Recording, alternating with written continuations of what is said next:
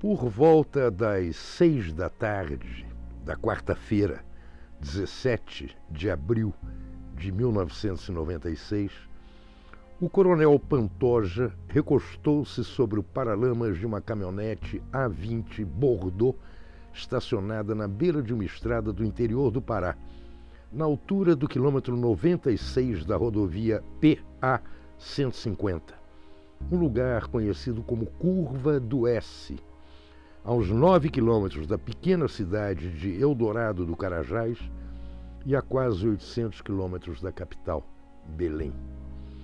Tinha 49 anos de vida, 28 de polícia militar e estava exausto. Todos os músculos do seu rosto tremiam, seus olhos tingidos de vermelho brilhavam e ele respirava pela boca, fazendo um ruído de fole. Seus lábios estavam cobertos por uma leve camada de espuma, o suor escorria por seu pescoço e empapava a gola do seu uniforme. Suas mãos se sacudiam em movimentos desarticulados. Os dedos estavam brancos de tanta pressão sobre o cabo de um revólver Taurus calibre 38, 6 tiros. Havia cheiro de pólvora e de pânico no ar. E espalhados pelos arredores, 19 cadáveres de dezenas de feridos, sendo 11 policiais, 3 deles atingidos por tiros disparados pelo sem-terra. Os mortos eram pobres, muito pobres, todos homens. Entre os sem-terra feridos havia, sim, mulheres. Entre os mortos, não. Nenhuma mulher, nenhum policial. Pouco mais tarde, já dentro do ônibus que os levaria de volta a Marabá, o coronel Pantoja virou-se para os seus comandados e falou, em voz alta e clara: "Ninguém sabe nada, ninguém viu nada, todos calados."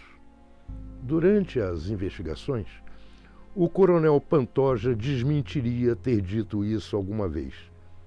Ele se esqueceu de que havia testemunhas, a começar pelo motorista do ônibus, Pedro Alípio da Silva, que acabou recebendo ameaças anônimas de morte. Anoiteceu naquela quarta-feira e as luzes de Eldorado do Carajás se apagaram. A energia elétrica tinha sido cortada. Naquela altura, no lugar dos incidentes, na Curva do S, homens, mulheres e crianças zanzavam em desespero, procurando parentes e amigos, tentando localizar mais feridos, vivendo o temor de encontrar mais mortos. Mães gritavam o nome de filhos, mulheres gritavam nomes de maridos. Havia ainda poucos soldados tratando em vão de dispersar as pessoas e impedir que outras, vindas de cidades vizinhas, se aglomerassem. O cenário era iluminado por faróis de automóveis, caminhonetes, caminhões. Os feridos estavam sendo atendidos no hospital Elcione Barbalho, em Curionópolis, a 40 quilômetros de ali, e alguns foram depois levados para Marabá. Os mortos foram recolhidos primeiro ao necrotério do hospital, onde chegaram amontoados na caçamba da caminhonete A20, pouco antes das 9 da noite. Horas mais tarde, foram tirados de lá e jogados na carroceria de um caminhão que os levou para Marabá. Na chegada a Curionópolis, primeira escala da viagem, havia na caminhonete 18 cadáveres e um ferido, que foi salvo. Era Inácio Pereira, de 56 anos, e viveu uma história de horror. Derrubado por policiais no meio do tumulto de tiros, gritos, bombas e pancadas, foi pisoteado, chutado um sem fim de vezes e ficou no chão feito morto, em silêncio, sem se mexer. Passado o tempo, ouviu como alguém dava a ordem de botar os corpos na caminhonete. Um desses corpos era o do seu filho Raimundo, mas ele ainda não sabia disso. Agarrado pelos braços, foi arrastado pelo chão e jogado em cima de cadáveres na caçamba da caminhonete. O corpo morto do filho estava embaixo dele. Não se tocaram. Em cima dele foi atirado outro homem, supostamente outro corpo morto. Inácio continuou num silêncio de pavor e ouviu que em cima dele o homem gemia e dizia coisas sem sentido. A cabeça desse homem pendeu sobre o pescoço de Inácio, que não conseguia entender o que ele sussurrava entre gemidos. Então alguém, que ele jamais saberia identificar, aproximou-se com uma lanterna e a queima-roupa disparou 2 vezes contra aquele homem. Inácio sentiu como o corpo se sacudia em espasmos velozes e finalmente serenava.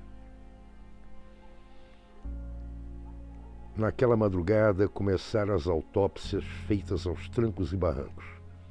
Faltou luz no necrotério em diversos momentos e os médicos trabalhavam usando lanternas. Por 3 peritos, todos funcionários estaduais vinculados à Secretaria de Segurança Pública do Pará, ou seja, todos subordinados, em última instância, a Paulo Sete Câmara, o secretário que recebeu do governador Almir Gabriel a ordem que repassou para o seu subordinado, o comandante-geral da Polícia Militar, coronel Fabiano Lopes, que por sua vez despachou para o coronel Pantoja a ordem de liberar a estrada bloqueada pelo sem-teto na curva do S. Foi liberada a estrada, que desatou o massacre. Dos 19 mortos, 13 eram dirigentes ou coordenadores do MST. 10 levaram mais de um tiro. No total, foram 37 ferimentos de bala. Mais da metade dos tiros, 17, atingiram as vítimas na cabeça, no pescoço, no peito ou no abdômen. Pouco menos de metade dos mortos, 42%, também foi atingida por golpes de arma branca, punhais, foices ou facões, e mostravam ferimentos extensos e mutilação. Uma das vítimas morreu por golpes de facão.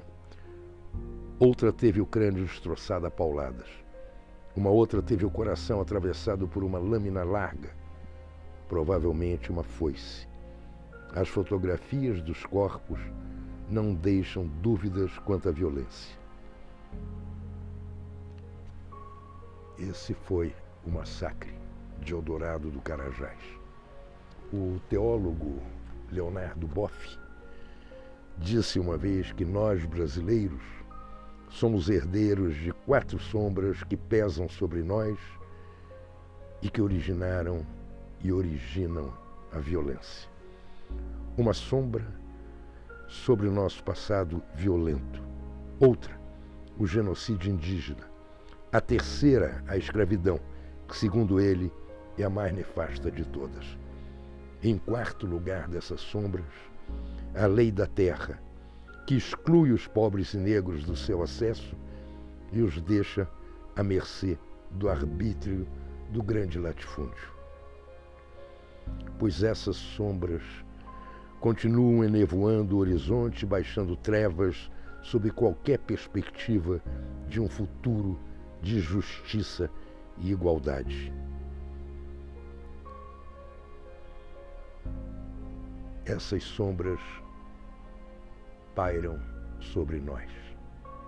Na curva do S, 19 castanheiras queimadas, o tronco de 19 castanheiras queimadas, foram postas em círculo para lembrar os 19 mortos do massacre.